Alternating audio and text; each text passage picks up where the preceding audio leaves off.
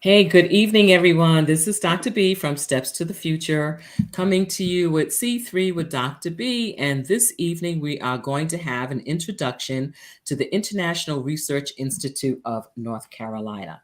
Um, I had the opportunity to learn about this institute and Dr. Robert Malkin from my regional group. So I am a member of the Raleigh Triangle regional group of the Independent Educational Consultants Association.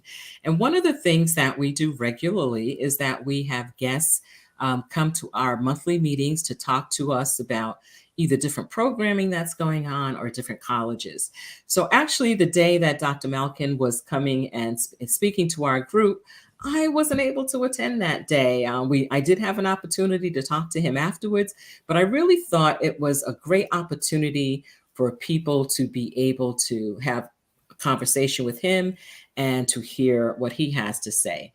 So before I go and introduce him and also give you his bio, I want to let you know about two upcoming college fairs. Now, I know I've talked to you about these last week, but I just want to make sure that you you don't forget to go to these and that you get them on your calendar. So the first one is local. So this is for folks who live in the Cumberland County area. Now, I say it's for people who are in the Cumberland County area.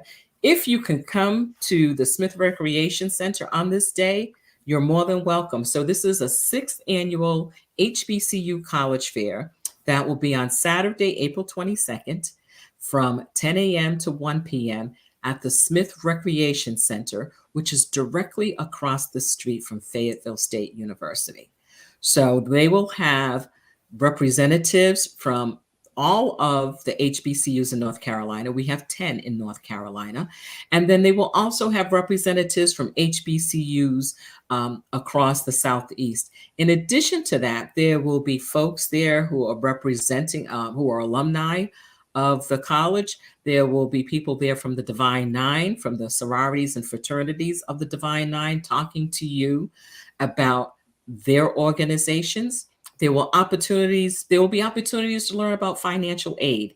And one of the things that they would like you to do this year, if you're a senior, is to bring an unofficial transcript because some of the colleges may be doing on site admissions. So you want to have an unofficial copy of your transcript with you. So, again, that's the sixth annual HBCU College Fair, April 22nd, this coming Saturday at the Smith Recreation Center, 10 a.m. to 1 p.m.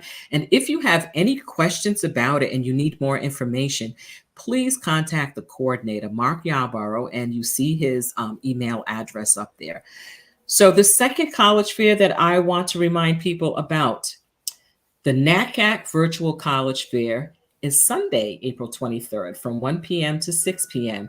If you go to that website that you see on the screen, you can register now, and then you can also see what colleges are going to be taking part in this virtual college fair. Not every college will take part in the college fair, so you can get an idea of who's going to be there. So the listing that's on there right now are the current folks that have registered to be part of the virtual college fair. So you can go onto that site.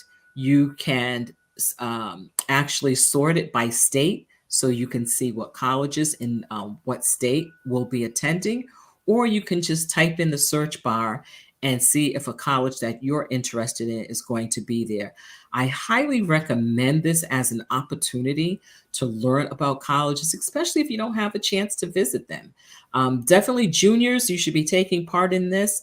Ninth and 10th graders, this is a great way for you to learn about colleges, even though you're not ready yet to make that next step. This gives you a way to do some research without having to leave the comfort of your home. So again, that's the NACAC Virtual College Fair, April 23rd, 1 p.m. to 6 p.m. And the URL is there for you to register. It is a free registration, so please make sure you do it. One of the other things I want to do, usually I do the book recommendation toward the end, but I'm going to do this at the beginning. So, one book that I would definitely love to recommend to parents is The 7 Steps to College Success, A Pathway for Students with Disabilities by Elizabeth C. Hamblett.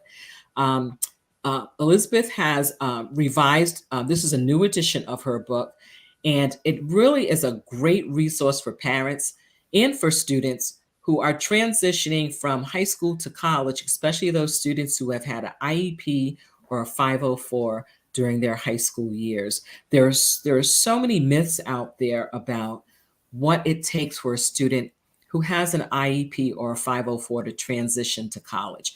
And in her book, Elizabeth does a fantastic job of dispelling those myths and giving you down to earth information. So, this is the book, Seven Steps to College Success, A Pathway for Students with Disabilities by Elizabeth C. Hamlet. And my name's in there a couple of times because I added a little bit, very little bit to the book. But again, that's a book that I think is wonderful for parents to have, especially if you have concerns about your student who may have some type of learning disability transitioning to college. As I said, the book gives you a clear roadmap of all the things that you need to do in order for this to happen. Okay, so that is that for today. I am going to now just move on. And when we come back from our short countdown, we will be here with Dr. Malkin. Be right back.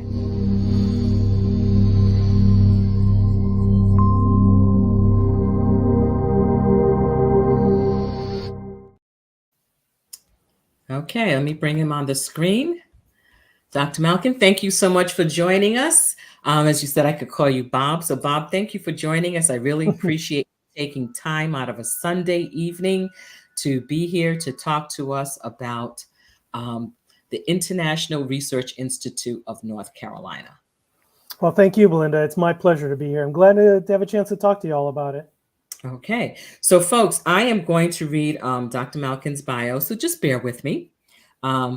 This man has a lot of experience in this field, and I think it's really important that you get to hear about all the different work that he has done and some of the awards that he has been recognized with. Okay, so Dr. Robert Malkin is a professor of the practice of biomedical engineering and global health emeritus at Duke University in Durham, North Carolina. He is also the academic director for the International Research Institute of North Carolina.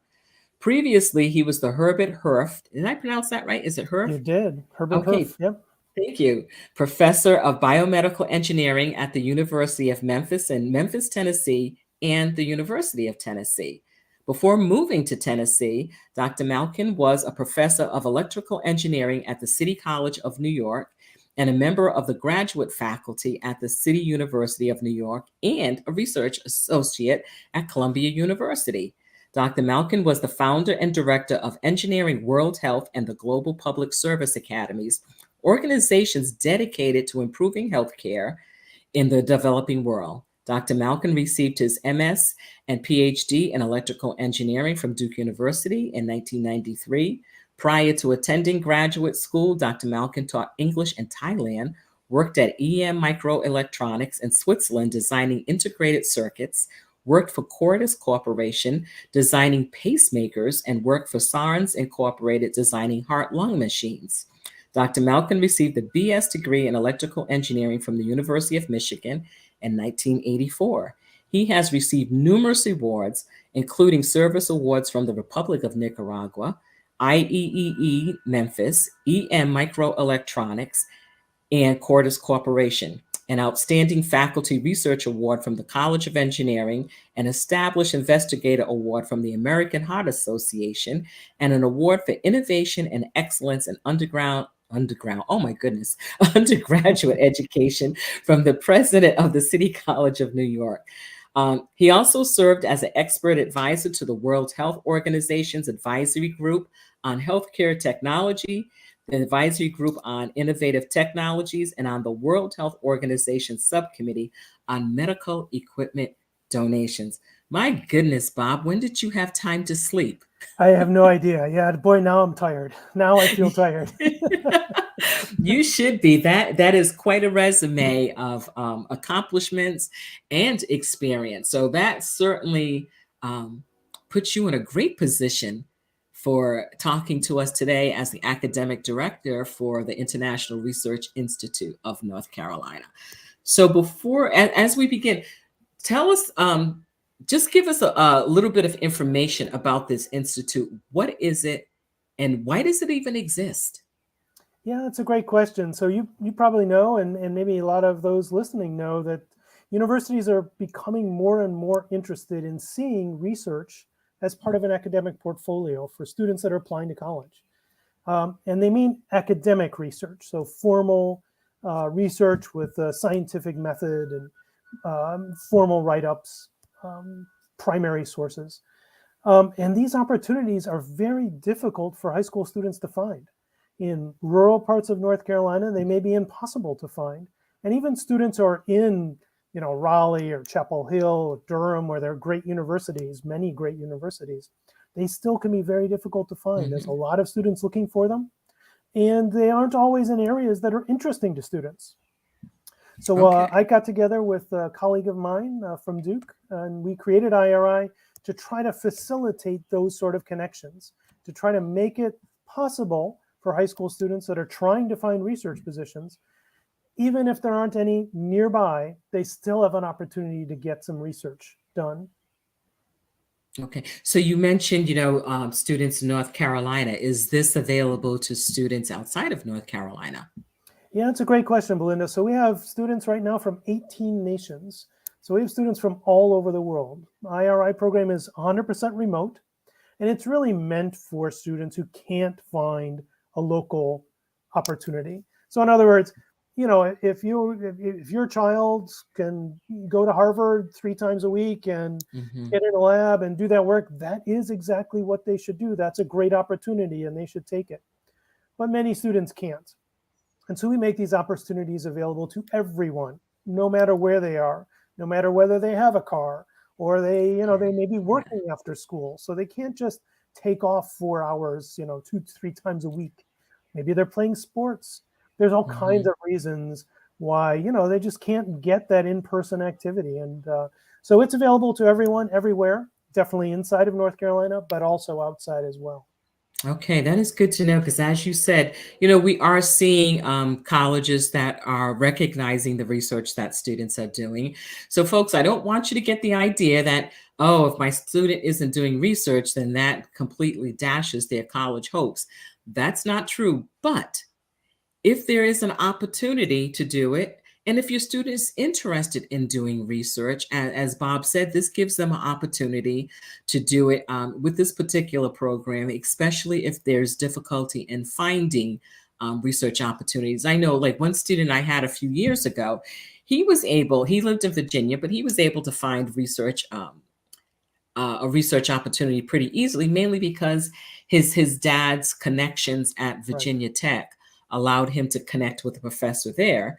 So he was able to do that. So again, this is where, I'm always talking to my students about how to work your network, learn how to network. And this may be an area where they need to work on finding out who's in their network to see whether or not there are research opportunities available to them. So Bob, tell me a little bit about what type of projects have students done in the past?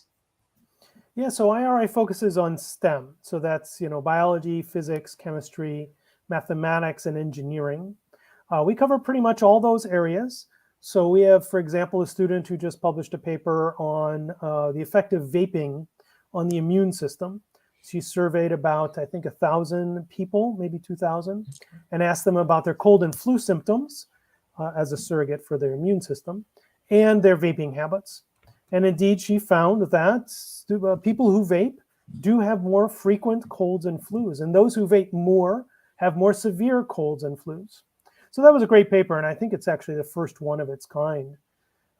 We have another student who's just about to finish up a paper on meter dose inhalers. We very commonly actually send children to school with these devices if they have asthma, for example. They're little devices that they could stick in their mouth and squeeze, and it gives them a little puff of something that's supposed to help them breathe. But actually, there's no data to indicate that they know how to use those devices. We send them to school with them, but we don't really know whether they know how to use it. So she took some measurements. Remember, we're all remote. So she Mm. did it by having the mothers record with their phones the child, the audio of the child using the device. And she analyzed the audio to figure out how many times they pushed the button and how many times they breathed and what was the synchronization between those. And indeed, she found 49 out of 50 kids don't use the device correctly. So there's Oh, a huge gap here. yes. We have another student who did some super interesting work on people who have mostly stroke victims who lose strength Hmm. in their hand. And he did an engineering project to develop an exoskeleton that gave them the ability to grip things like a bottle or a cup, Hmm. um, something they would not be able to do since they're not been able to do since their stroke. Um, and many other areas. We have students working on theoretical mathematical problems, epidemiology, quantum physics, astrophysics. Pretty much we have students doing just about everything. We have students in almost all areas of STEM. Okay. So with that being said, what's the age range for the students you typically have? Is there a minimum age requirement? So we focus on high school students. So that's 9 through 12.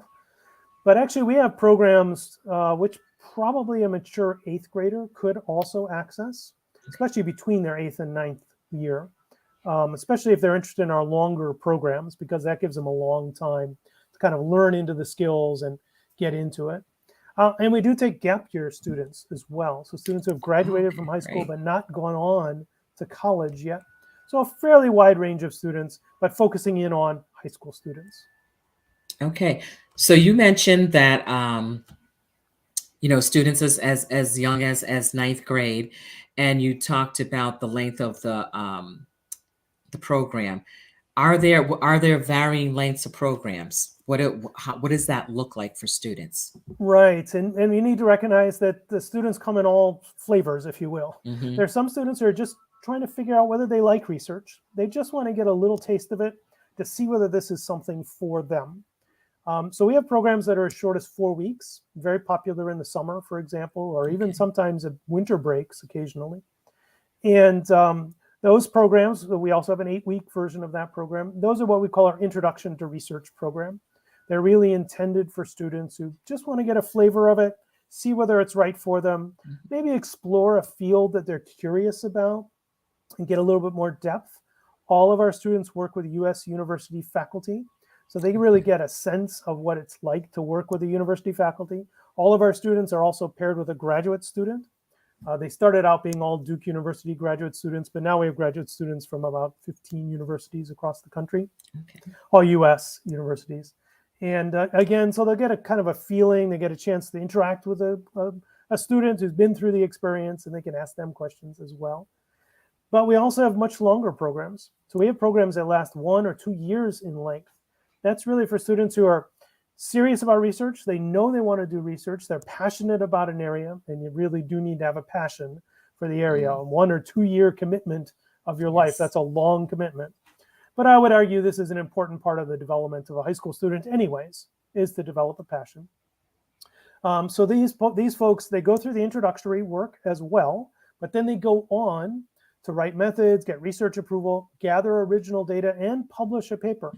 So those students in the longest program, they publish a peer-reviewed, archived, impact factor rated, international journal article. It's the same kind of journal articles my graduate students are publishing.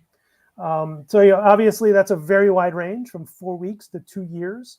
But Yes. also we have students, who are on the, somewhere in that spectrum. They're maybe starting with, I don't know, maybe I'm interested in research, to students who are like, I'm passionate about this area. I want to Yes. become the world's expert in this. And so we try to accommodate all that range. Okay. So you mentioned that students are paired with a professor and with a graduate assistant. How do you choose? How do the professors choose? Do they choose which student they're going to work with? How is that match made? Right. So for the shorter programs, it's pretty straightforward. Students often will come to the short programs with as simple as, I'm interested in science, and that's all we Okay. have. Sometimes they have a very specific interest, but that's actually quite rare for the intro program. Even Okay. students who say, I'm very specifically interested in something, will often say, I'm very specifically interested in physics. which is, of course, a huge field with thousands and thousands of Mm-hmm. people working in the field. So for the intro program, it's really not that big a deal. We do have an application process. The students specify their interests, and we try to match them with faculty and a graduate student that's close to their interests. But our faculty are very used to, high school students are just getting used to it. They Mm-hmm. just get an introduction. They just really don't have a specific interest. And we work with them. The first 3-4 weeks of the program are to try to get them to develop a scientific question, to understand what is a scientific question, what makes that Mm-hmm. different from just any question you might ask. What's a good question? How can you tell whether your question is good? And so it's fine for a student to come with almost, basically, I just want to do some science. That's perfectly fine. Oh, In the that's longer great. programs, it's more complicated because Okay. remember, you're making a couple of year commitment. Mm-hmm. You're meeting with your faculty once a week for 2 years. You're meeting with your graduate student also. So there really has to be a match, and not just, I'm interested in climate change. It has to be pretty specific, and it even has to go to the level of personality. You have to get along with this person. You're going to be meeting Yes. with them every week for a couple of years. And that goes both directions. The faculty has to want the student, and the student has to want the faculty.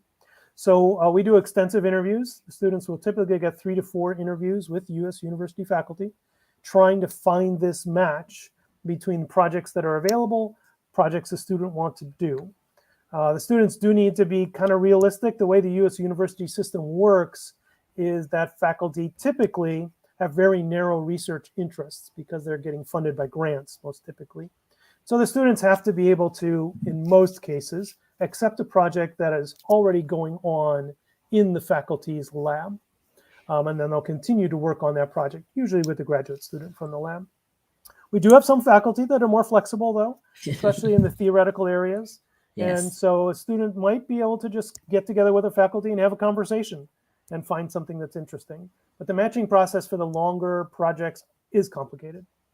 Okay, that's good to know. For folks that are watching this live, please let me know if you have any comments or questions. Put them in the box. For those of you that may be watching this on the replay, we still look at these comments and are still available to answer your questions. I do want to make sure that you have this URL that is at the bottom so that you know what. The URL for the website is. And as a matter of fact, let me just very quickly show you the website. So this is the slider page for the website, the International Research Institute of North Carolina. And there's, you see all the information up there for you. You can learn about mentors, the different programs, students who are doing work in the program right now, what they're doing, how to apply, and contact information. So please make sure you take some time to look at the website, because I'm sure after this session you will have more questions and want to know a little bit more about what it is that you are hearing about, what you're seeing. So I always really encourage folks, go to the website, see what's on there, see what kind of questions. And you can see here they talk about research mentors, peer mentors, talking about the introduction to research and having a research assistant. So again, I really think it's important that you get an opportunity to go on the website and to check it out. So Bob, one of the other things in talking about this, so we have different levels of programs. So I know this is a fee-based program, and I know people are probably out there saying, okay, I know this is going to cost something. What is it going to cost? So for someone that is doing the 4-week program, what's is there a set price, or is there average price for that? Right. So we offer several different opportunities here. We have what we call a group program, and we also offer financial aid for students that might require financial aid. That can cost as little as just a couple of $100s. So it can be quite economical to do that program. We offer 2 groups a year. We also have a one-on-one version. So that's Okay. individual attention, obviously, without any financial aid. That's also available with financial aid. But without any Okay. financial aid, it's $2,750. So it's more expensive. Okay. That's available in the 4-week or 8-week version. And then Okay. it keeps going up, and it can actually be quite expensive, more than $10,000, in fact, for the one-on-one long-term commitment with an individual faculty that you're meeting with weekly. So this is something people have to think about seriously. We do have a lot of financial aid. I just want to push that a little bit. About 50% Okay. of our students are on financial aid. So we really try to make it so that the reason students don't participate is not financial. So if that's a Okay. concern for students or their parents, they should definitely contact me before hesitating to apply. Do understand that it's still hundreds of dollars is our most economical, and that's still hundreds of dollars. So it's still a challenge, but I really would encourage people to contact me before hesitating to apply, at least. Oh, thank you for that because I didn't know. I knew that there was financial aid, but I didn't realize the extent to which financial aid was available. So that is really good to know because I know, there are students that I work with that I know that something like this would not be available to them without the assistance of financial aid. Of So that course. is definitely something good to know. As you're looking, is there a well, I guess I was going to ask, is there a cap on the number of students that you take? But because it's remote, it seems like you could probably accept a healthy number of students. So in 2023, I think we'll have about 200 total students. Okay. In the intro programs, all of the intro programs, all added together, really isn't a challenge there. We have enough spots for every Okay. student. And we actually have more faculty that want to teach that than we Okay. have currently engaged. So that's Okay. usually not a problem for the intro. For the research assistant, that's the longer programs, a year, Mm-hmm. maybe even 2 years in length. That's more of a challenge. We get a lot more applications from students than we have faculty. Okay. Almost all of our faculty are volunteers, so they're taking time from very busy schedules. They have Mm, labs themselves full of graduate students and teaching classes, and so they typically will only take one or maybe two of those long-term commitment students. So that one is more of a challenge. And okay. I do recommend that students who are interested in the longer programs think about applying in their sophomore year or even in their freshman year, Oh, because they may end up on a waiting list. And if they end up on okay. a waiting list in their junior year, 2 years out from their junior year, they're already going to be in college. They still Exactly. can do it. They still can do it. It's not a problem. We have juniors that join the program. Um, but once they're off to college, that would probably be preferable to find a lab at their home campus rather than doing Yes. some remote program. So I really do recommend for the longer program, students apply quite early in their careers. Okay. So are there opportunities so say if a parent teacher association or a community-based organization wanted to present this program to their students, as a group, are there opportunities to do something like that? We do. We do have club opportunities as well. We call that the club opportunity. It's very Okay. similar to our group opportunity. And basically, if a PTA or any sort of organization has 3 or more students that are interested, we'll Hmm. set up a group specially for them. Usually, it has advantageous pricing. Some of those groups will actually kind of kick in some money to make it even more advantageous. And we've Okay. had groups that do things like have like cookie sales and things like that to make it even more accessible for the Okay. students. The program's just the same quality. They get exactly the same great mentors. Everything else is the same, but the timing is timed for their students. So it starts and stops when there might be a spring break or summer break, for example. The group is made up of their groups. Also, the groups will, if they do this kind of approach, Hmm. most of them are from the same time zone. That turns Right. out to be a big advantage because we Yes. have students from 18 nations right now in the program. So, Wow. figuring out time zones when, I have a mentor on the West Coast, a graduate student on the East Coast, and a student in China or Pakistan or India or, United Arab Emirates, it can be a Mm. real challenge. So Oh, there are some definite advantages to those kind of group type programs, and we do them. They're great. Love them. That's great. So, folks, again, as you join in or listen in, please, any comments that you have, any questions that you have of Dr. Malkin, please put them in the comment section. And do remember, if you're watching this on the replay, that we will make sure that your questions still get answered. But we'd love for you to, join us in the chat right now if you're here. I know we got a couple of people on there. So one of the things that I'm looking at is thinking about, is this something that, and like I said, I found out about it um, through my regional group for independent educational consultants. Is this something that you have shared with people from maybe the American School Counselor Association or other associations of educators that are working with high school students?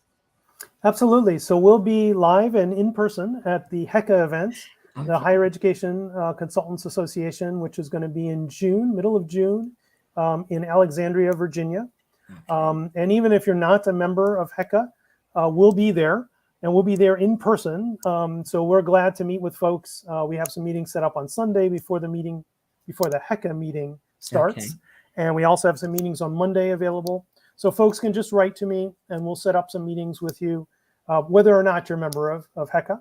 Okay. And of course, if you are attending the meeting, we're doing a presentation. We're going to have a booth. The director will be there. I will be there. Actually, our founder will be there as well.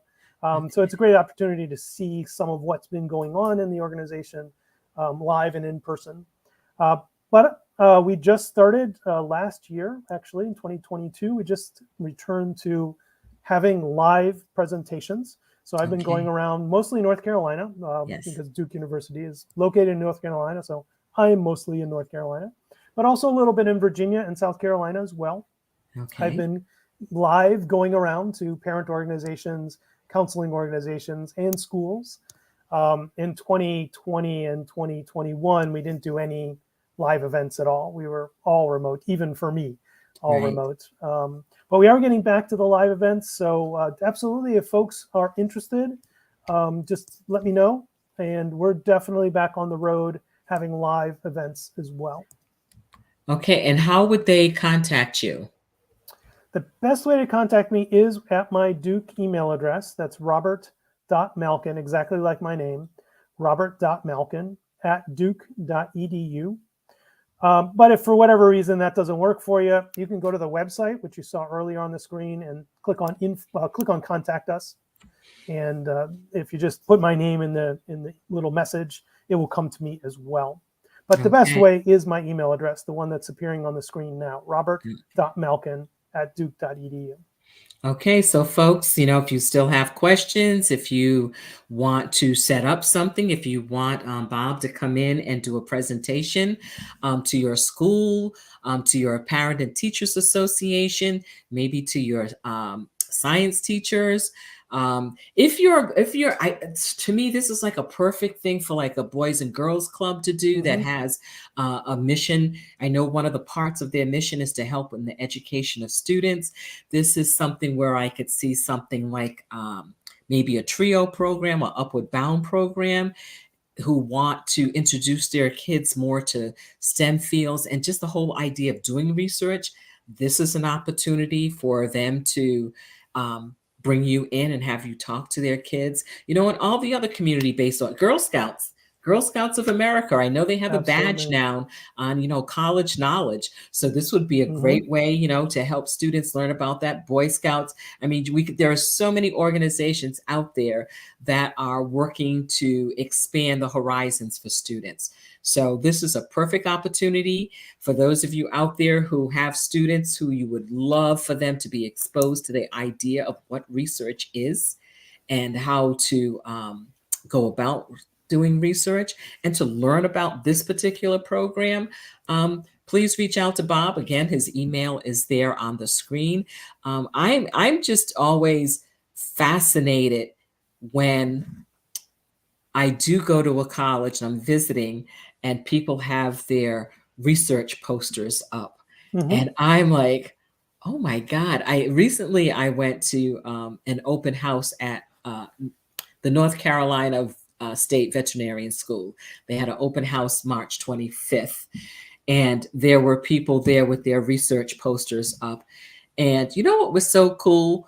People love when you stop and ask them about their research. Absolutely. Tell Absolutely. me about your research. What made you decide to do this research? How difficult was it? So I had two of my young mentees with me, and I wanted them to understand, first of all, the importance of appreciating the work that people had did, and also just learning again, expanding their horizons. So students, you say, have the opportunity if they're in that long-term program to publish.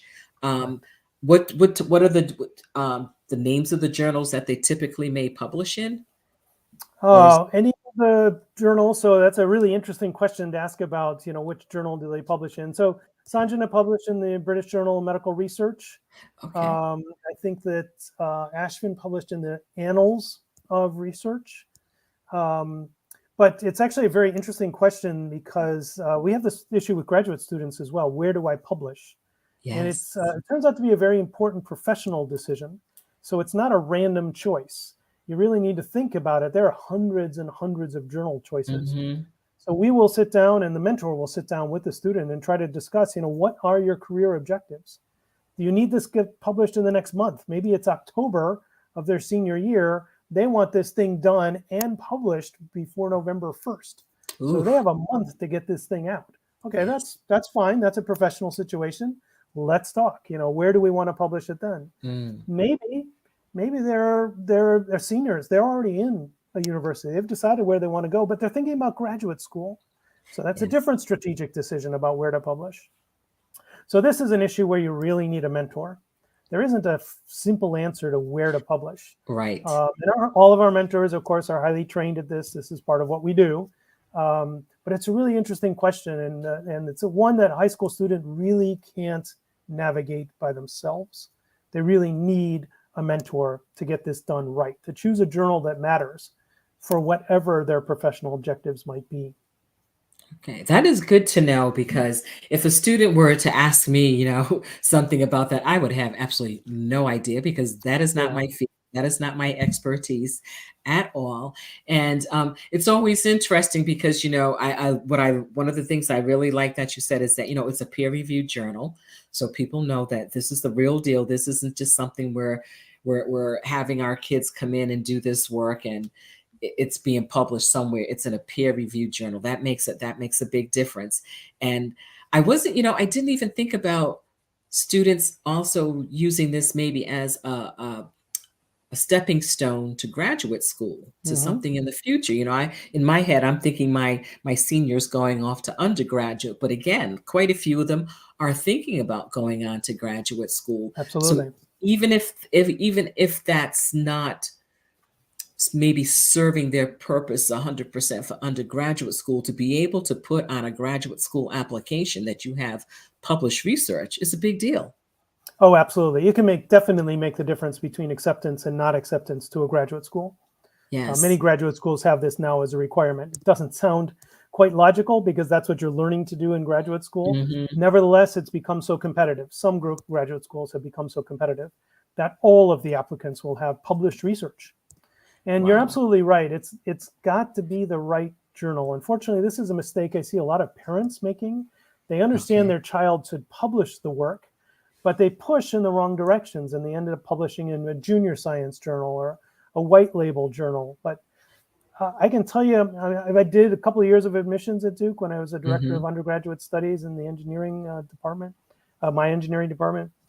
We can tell the difference. We know the difference between this is our job. This is what we do Okay. all day. We know the difference. And so it really matters. You need good mentorship for something like that. That is so important too. In listening to you talk about the research they do and about how the professors are chosen, who they work with as with a graduate assistant, this also helps, when I'm talking with students, I talk to them about, well, typically we would call them soft skills. I don't call them soft Mm-hmm. skills anymore. These are essential skills. These are core skills. So I love what you said about having those interviews to make sure that there's a personality fit. Right. It's not like you just say, oh, here's the menu of professors that are doing this type of research. So let me just check the box. I mean, if you're going to be working with this person for any amount of time, you better be able to mesh with your personalities, because there's students will learn so much about working with as a team, learning how to collaborate, learning how to problem solve, having their critical thinking skills pushed, to more than maybe they have in the past, to learning how to time management, you know being a good partner. That those are all essential skills that they're going to take with them into whatever career field they choose to go into. Oh, you're absolutely right. For example, my lab met last week. I had a lab meeting last week. All my lab members were there, postdoc, graduate students, and other guest faculty, undergraduates at Duke, myself, of course, and 2 high school students that are working in my lab. I expect everyone to contribute to the lab meeting, ask good questions, probe deeply, come to where your brain is fully engaged. And, the high school students got to be able to get into that environment and participate. That Okay. requires a certain level of maturity, Hmm. intellectual engagement, perhaps some self-confidence as well. Hmm. Although, of course, these are high school students, so we understand that. But nevertheless, I expect them to contribute. So I totally agree with you. These are essential skills to Right. success in a workplace, and even in this case, a high school research environment. I love what you just said about the expectations for them to participate. Because so many of our students, unfortunately, um, the communication skills sometimes lack, because Mm, people are too used to communicating through social media, right. and not necessarily having a conversation in person. I remember, and this is funny, and this is before social media really became um, so prevalent in our world. Back in the day when I was a high school counselor at East Providence High School, all of our students had to do a senior project, and they had to have a mentor, and they had to have a place that they could reach out to help them do this work. One of the biggest stumbling blocks for our students was picking up the phone and actually calling somebody and having a conversation. Hmm. I remember one of our teachers, she used to be my walking partner. We used to walk like at 5:30 in the morning before we went to school. And she said she was telling about how much time she spent doing mock phone interviews. Actually, she would have the students call her at home, Okay. and she would talk to them as though she was the person that they were asking, because they didn't know how to do it. They didn't want to tell their teachers or advisors that they were uncomfortable with making those phone calls. And what we were seeing, we couldn't figure out why students weren't getting to the next step of their senior Right. project. But it turned out for many of them that initial communication was a huge stumbling block. Yeah. Huge.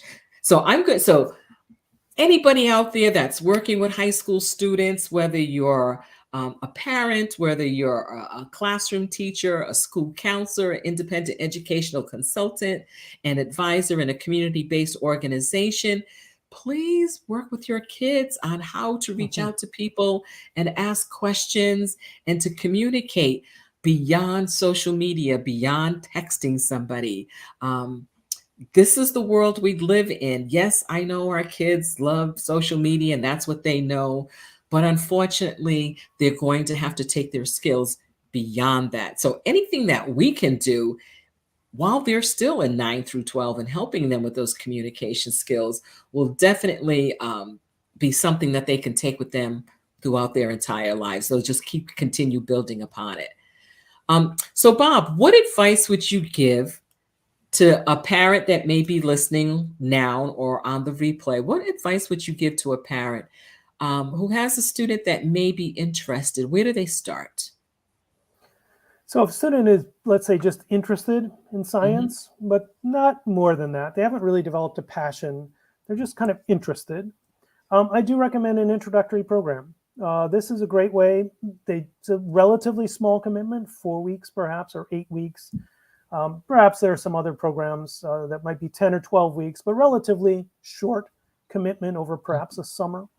And it gives a student a chance to really get their feet wet, figure out whether they like science, figure out whether they like doing research, do they like thinking critically, do they like Mm-hmm. diving deeply into a subject on a very narrow but very deep basis. Students who have started to develop a passion and express a passion, those students are probably ready to go to the next step. And my measure, which I recommend to parents and actually anybody to determine whether your student's really ready to go to that next step, is ask them to develop 20 questions about their passion, 20 Oh, things they wish they knew about the area. And that. if those 20 questions are, easily answered by going to Wikipedia or, asking Alexa, they haven't developed quite a passion yet. They really need to spend some more time in the area, reading magazines or newspapers, watching videos perhaps or documentaries. And also, perhaps they haven't started thinking critically about the area. So Mm. they've started watching perhaps a lot of media about it, maybe reading about it, but they haven't gone to the next step. If you have a passion about something, at least science, that means you're thinking critically about it. You're asking questions. If they can develop 20 good questions, 20 things they wish they knew that they don't know, then they're ready. They're ready to start thinking about maybe they can make a long-term commitment, maybe a year, a couple years working in somebody's lab, doing research, really learning about the field and really developing that passion. I love that idea of the 20 questions. That is fantastic, because again, like you said, if they can't, not that you want, I mean, we don't expect them to be able to articulate it like 100%, but if you can't come up with 20 questions about delving deeper into something that's of interest to you, like you said, then maybe that means let's do a little bit more research on our own. What are we reading more? Are there podcasts that we're listening to that's giving us a little bit more information? But I love that as a starting point. So, parents that are out there, students that may be listening to this on the replay or listening to it live, what are the 20 questions that you're going to put in there? Think Yeah. about that. Can you come up with 20 questions? Oh, I feel so bad for my guys at the Montessori School of Raleigh, because now those that have said to me that they know what they want to do and they know what their career is going to be, they're going to be hearing from me about these 20 questions. That's That's great. that's going to be something. I love that idea. Can you come up with 20 good questions, and not questions that are easily Googleable? Googleable, is that the right word? You know, Right. ca- That you yeah, can't just find out by asking, Bing, type it into the chat bot. exactly. Exactly. So, thank you so much for that, Bob, because you've just given my kids another homework assignment. Uh-oh. I'm going to get a lot of hate mail from Montessori kids, They're I think, like, here. "Oh man, why did you say that to Dr. V?" Now she's got us doing this, but not just Uh-huh. my kids at the Montessori, my other students too that are thinking about, because sometimes I'll ask a student, what are you interested in? And they'll give me some, and I'll say, so tell me why you're interested in that.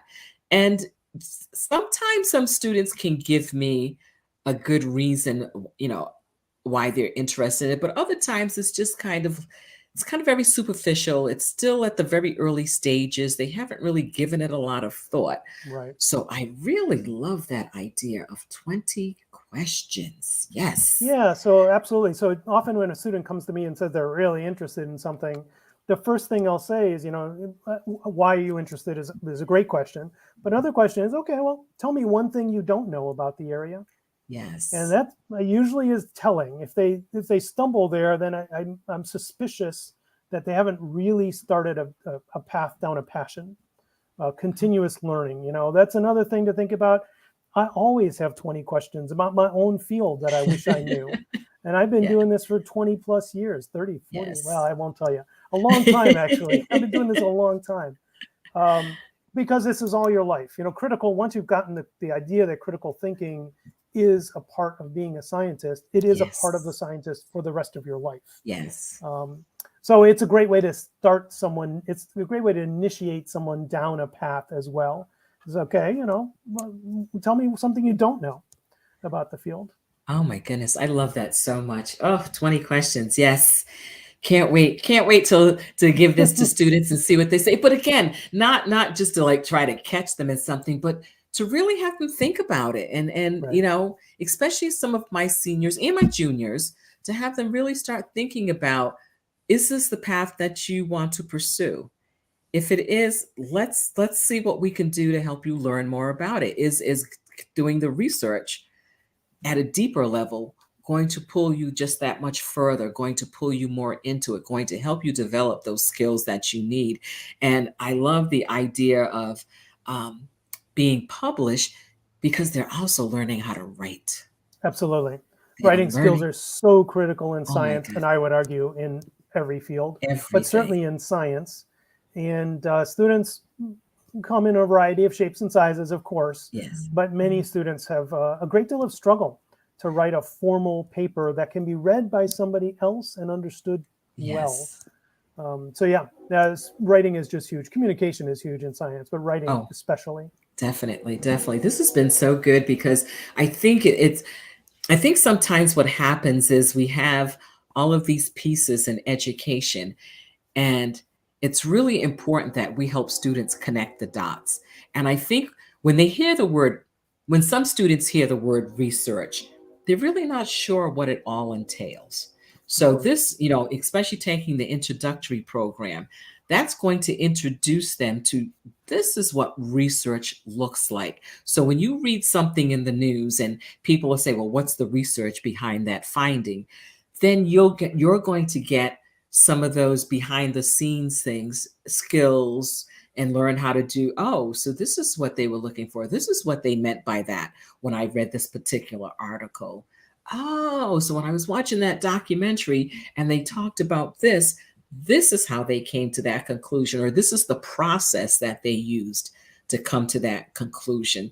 So it's really, I think for all of us, I don't care what field you're in, research is involved. I mean, if you're a human on this earth, everything that happens in your life is connected to research. Or as a minimum, you're exposed to it every day.